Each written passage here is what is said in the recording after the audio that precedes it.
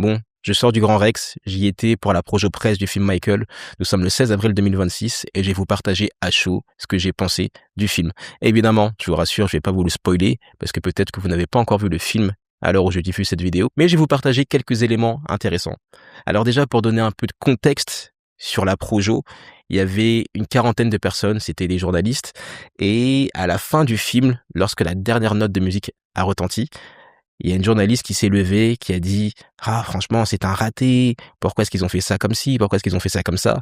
Et je me suis dit que ça pourrait être intéressant de vous en parler parce que je pense que c'est l'avis que beaucoup de personnes vont avoir sur ce film. Donc déjà, pour commencer, j'ai partagé mon avis sur 3 points. Premièrement, la réalisation. Deuxièmement, le scénario. Et troisièmement, la performance de Jafar. On va commencer par le premier point, la réalisation. Alors, peut-être que vous le savez déjà, mais il y a déjà eu des biopics sur Michael Jackson. Il y en a eu peut-être 2 ou 3. Il y a eu une série dans les années 90 et il y a eu 2 téléfilms dans les années 2010. Et la particularité de ces films, c'est qu'ils n'avaient pas le droit d'utiliser la musique de Michael Jackson. Donc c'était des biopics sur Michael Jackson, sans la musique de Michael Jackson. Donc déjà dès le départ, c'était difficile de se projeter, ça fonctionnait pas aussi bien. Et là, le film qui est sorti en 2026, pour la première fois, on a un biopic avec la musique de Michael Jackson, avec plus de contexte, avec des grands acteurs, avec des moyens, et c'est agréable. On va pas se mentir, c'est agréable, ils ont fait des bons choix dans la musique. J'ai trouvé vraiment la reconstitution de certains événements, de certains lieux également, comme la maison de Michael Jackson ou certaines choses comme ça, incroyable. Donc je me demande même si c'est pas une reconstitution, je pense même que c'est la vraie maison, je pense qu'ils ont entré dans la vraie maison, mais en tout cas, tout l'univers des années 60, 70, 80, je l'ai trouvé très bien montré. Il y a du budget, il y a des très beaux plans. Il y a une séquence que j'ai adorée. Juste pour ça, je vais revoir le film. Je vais pas vous dire quelle séquence c'est, mais c'est une séquence qui est liée à la musique et au processus créatif. Si vous avez vu le film, n'hésitez pas à m'écrire en commentaire si vous savez de quelle séquence je parle. Mais là, j'ai été bluffé, j'ai adoré ce passage et c'est vraiment ce que je voulais voir. Donc la réalisation, magnifique, on a de la musique, on a des belles images, c'est un film d'époque, c'est comme regarder un film historique, littéralement, un film historique, et ça, c'est vraiment plaisant. Ça, c'est le premier point. Le deuxième point que je voulais aborder, c'est là où je suis un peu plus resté sur ma faim, c'est le scénario. Alors évidemment, c'est très bien ficelé, c'est chronologique, mais ce que j'ai trouvé manquant, c'est certains détails. En fait, le film dure 2 heures, donc c'est très court pour un film sur Michael Jackson, même s'il y aura une deuxième partie qui a été confirmée. C'est très court et il y a eu beaucoup d'éléments que j'aurais voulu voir. Donc évidemment, on voit la pauvreté, on voit d'où il vient et on voit que c'est surtout une histoire d'affranchissement. Le film, je vais pas rentrer dans les détails, mais il est surtout basé sur l'histoire de Michael Jackson qui s'affranchit. C'est un film sur la liberté. C'est un peu ça qu'on voit du point de vue psychologique et du point de vue narratif. Mais ce que j'aurais voulu beaucoup plus voir dans ce film, c'est la complexité de Michael Jackson. J'aurais beaucoup voulu voir de l'adversité. Parce que on a l'impression qu'il va en studio et qu'il va enregistrer des tubes comme ça d'un coup. On a l'impression qu'il sort des musiques, mais que tout le monde les aime et que c'est un succès retentissant. On a vraiment l'impression que le monsieur a percé du jour au lendemain.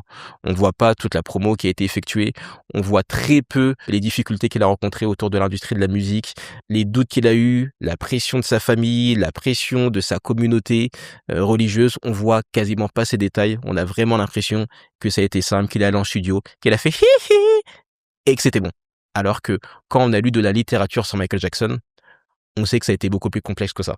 Donc c'est aussi sur ça que je voudrais insister, c'est que j'ai lu beaucoup de littérature sur Michael Jackson, j'ai pris des cours avec ses professeurs de danse, Wapintako, Shabadou, qui m'ont partagé des anecdotes sur lui. Donc je sais beaucoup de choses parce que je suis un fan. Et je pense que c'est le cas de beaucoup de fans également.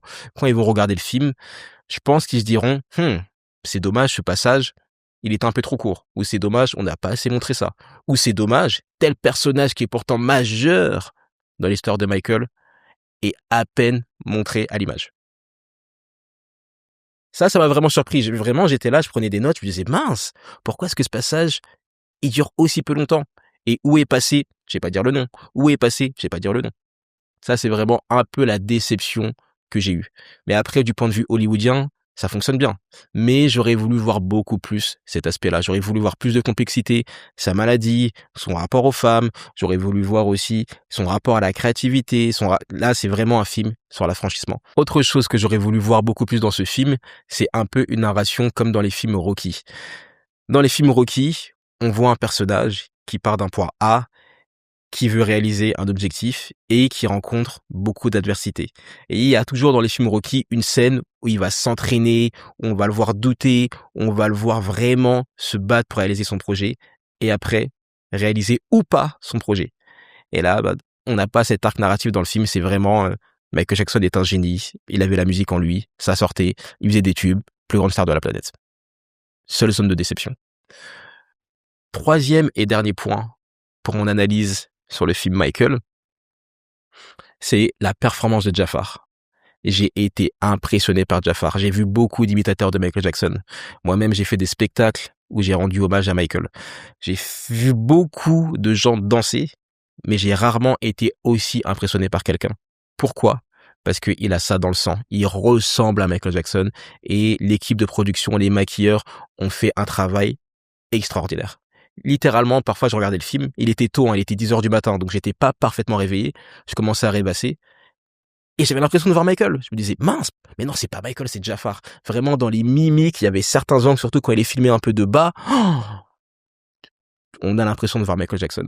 Donc Jafar, déjà, sur les mimiques, sur la voix, sur le chant, parce qu'à certains moments, c'est lui qui chante aussi. Travail incroyable. Il a vraiment fait une transformation, une méthode studio remarquable. La danse aussi, les mouvements ont été tellement précis, il y a du feeling, c'est-à-dire qu'il reproduisait pas complètement toutes les chorés, il y avait un peu plus d'improvisation à certains endroits. Il a vraiment incarné Michael Jackson. Et j'étais vraiment impressionné. Et c'est pour ça que c'est un film qu'il faut voir au cinéma, parce que c'est un film où on peut vraiment apprécier la musique, on peut vraiment apprécier les mouvements, et on peut être concentré sur la performance. Pour conclure, sur ce film Michael, c'est un très beau film. Évidemment, je m'attendais à plus parce que je suis un fan et je suis peut-être un peu biaisé, mais c'est un très beau film et c'est un film à voir en famille. Je pense que c'est un film à revoir. D'ailleurs, moi, j'ai le revoir parce que je l'ai vu en projo presse. C'était très studieux, les calepins, les stylos. Il y avait que 40 personnes. C'était dans une petite salle au Grand Rex. C'était pas la grande salle. Donc, j'ai pas eu l'ambiance. Là, j'ai envie d'entendre les gens chanter. J'ai envie d'entendre les gens rigoler parce que le film est très drôle. Vous allez voir, il y a certains passages qui sont vraiment drôles. Et même là, les journalistes rigolaient. Donc, je pense que là, il va y avoir une énergie vraiment communicative dans la salle. D'ailleurs, si vous me voyez à une projection, n'hésitez pas à venir me dire bonjour. Ça me ferait vraiment plaisir d'échanger avec vous. Allez voir ce film. C'est tout ce que j'ai à dire. J'ai appris beaucoup de choses aussi sur le marketing, sur la promotion du film. J'avais été invité à l'avant-première à Berlin. J'ai trouvé ça incroyable, cette avant-première. Malheureusement, j'ai reçu une invitation 6 ou 7 jours avant la projection du film. Donc, ça a été très juste pour moi de m'organiser. J'aurais beaucoup voulu y aller. Mais j'ai vu toute la communication autour, j'ai trouvé ça incroyable, tout ce qu'ils ont fait.